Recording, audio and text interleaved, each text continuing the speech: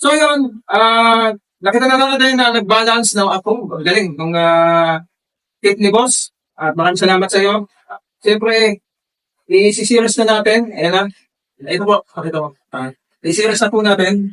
At ngayon, ilalagay na po natin, try na po natin, subukan na po natin maglagay ng active balancer at BMS. Ito, ilalagay po natin to. Ngayon, sabay na po natin ilalagay. Okay. Napanood po natin sabay. So, may marking naman positive. Tingnan natin. Yan. Negative. So, sa negative, isabay na rin natin. Tapos yung, yan po. Tapos yung negative po ng balancer. Yan, meron po itong marking eh. Ayan. Yan. Sundan na po natin yan. Yan. May battery 1, battery 2, ganun. So, kukunin po natin yung negative. Then itong balancer. So, yung negative po ng itong BMS, gagalin ko muna. Saka yung negative ng balancer. Pagsamahin na po natin. Hindi po tayo magsisimula.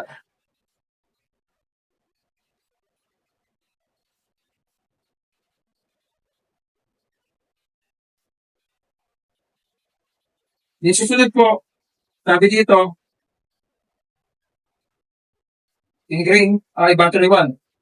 Ito na yun, gagawin natin battery 1. So, positive yun. So, sasama naman natin yung ano ng balancer. 2. Positive. Tama natin dito. Samahin natin.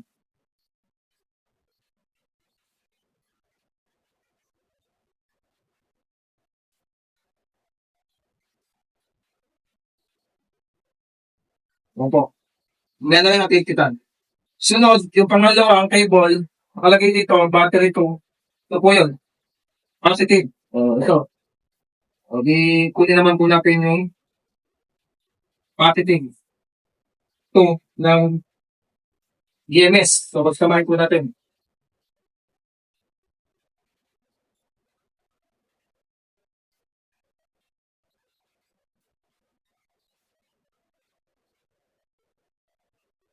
Ano natin yung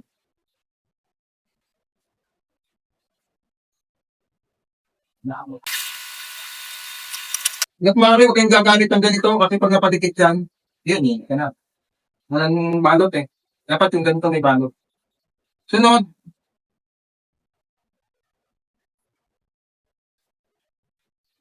battery 3, positive. Dito. Tapos, yung sa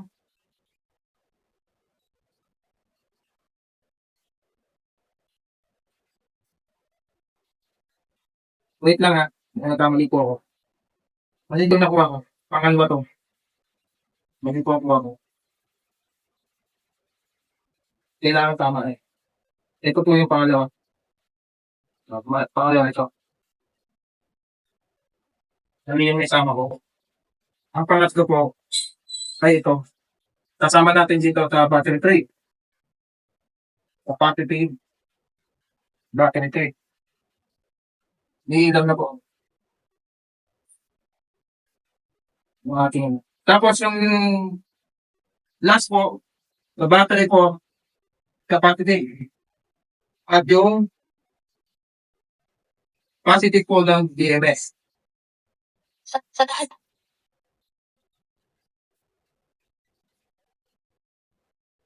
Yan po.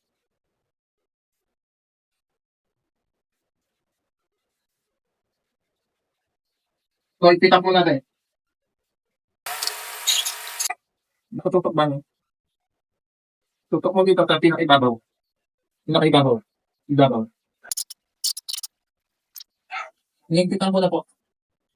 Nakakasara mo.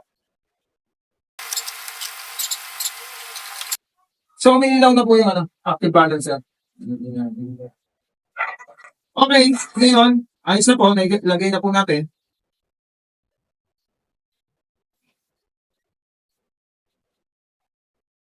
Tukatin ko po muna.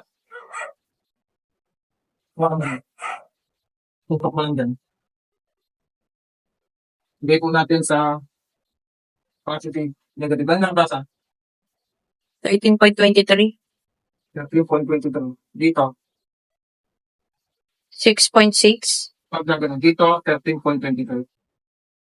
Okay. So, ito, kasi maliit yung butas, kaya ang ginawa ko na lang po, sinugtong ako na lang po ng wire. Medyo makapal naman po yan. Pero dapat ganito makapal, no? So, lalakihan ko na lang po siguro yung butas para pumasok po. Kasi ang liit po ng ano niya eh. Nung ano niya, dapat mabarinahan ko na. Okay. So, itong negative nito, yan yung blue yan. Again, kaya nga, papaltan ko po yan ha. O makapal naman po yan, pero papaltan ko po. Kasi hindi umabot, hindi ko mabutasan eh. Wala akong pambutas sa barena. Dapat yan nandito. Okay, so, nandito, negative po yan. Tapos, ito po ay positive. Ilagyan ko po. Ito nakuha natin to sa solar, O, kasi dito po tayo nagsimula. Dito po yung 1 po natin. Okay. So, susukatin po natin. So, hugutin ko po muna. Titingnan po natin kung tama. Dapat ang makuha ko po dito sa tester ay dito po sa terminal, no? Ito po yung negative. Negative. Di pa hawak ka ng cellphone. Pahawak mo muna. Itutok mo lang. Ayan. Ito po kasi, di ba, negative po ito. So, ano ko po. Tingnan po natin. Negative. Doon sa dulo, dapat po ang makuha po natin ay yung voltahe na tama. 13.23. Ayan po yung dulo eh. Ayan po. Ito po yung sa BMS 13.23. Ngayon, dito, taas mo. Isama mo yung battery. Pakita mo ko yung tester. Hawak mo yung tester. Pakita mo po. Hawak mo dito. Ganyan. Wait lang po ha. Ayan. Ito po yung positive ng battery. Ito po yung negative. Ayan. 13.22 din. Ayan po. 13.22. Tingnan po natin dito. Hello? 13.23. 13.23. Yan. Tama na po. 13.23. Parehas lang po ha. Yung dulo lang to sa negative. Kakandalo ko lang po ha.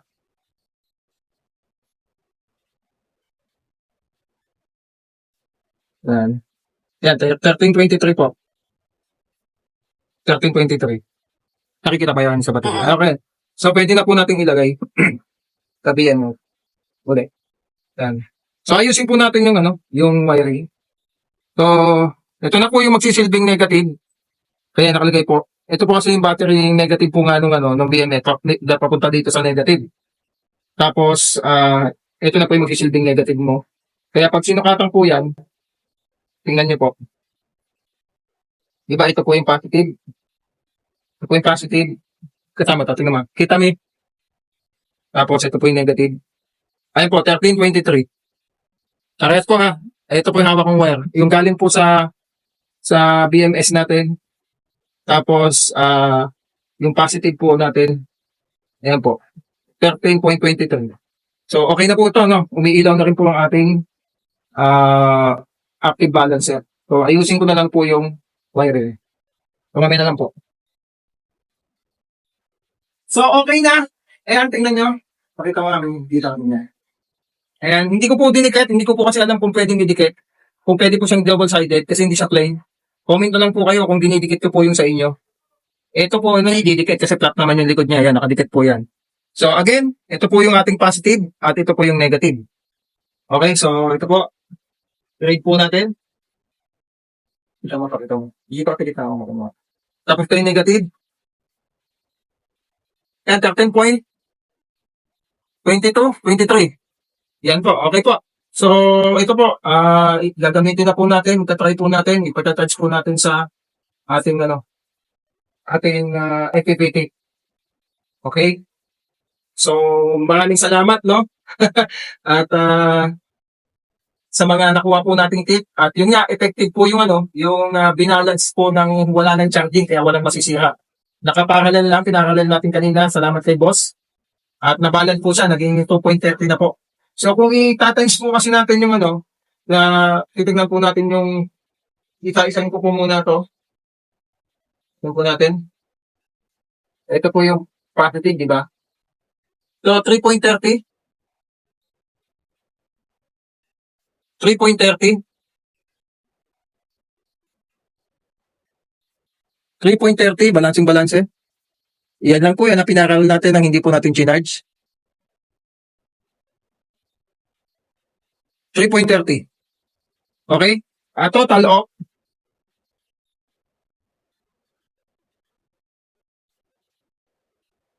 13.22.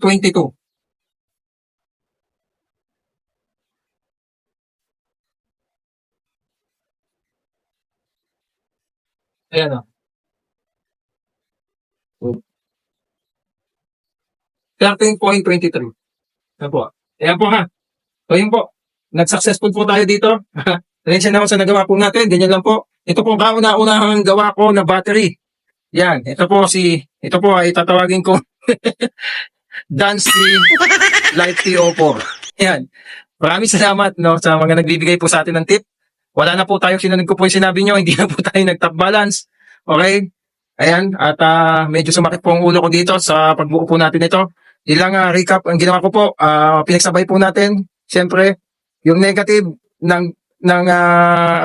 active balancer at negative ng BMS papunta dito, pareha silang magkasama. Tapos yung positive one ng BMS saka ng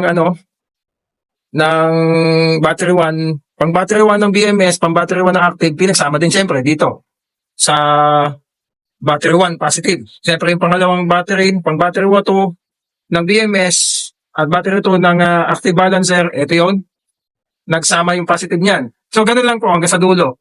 Okay, hanggang sa dulo dito. Tapos nilagay ko po itong nakuha ko doon sa solar homes na positive. At itong B1 ng BMS na dali ay inilagay ko sa negative ng battery to.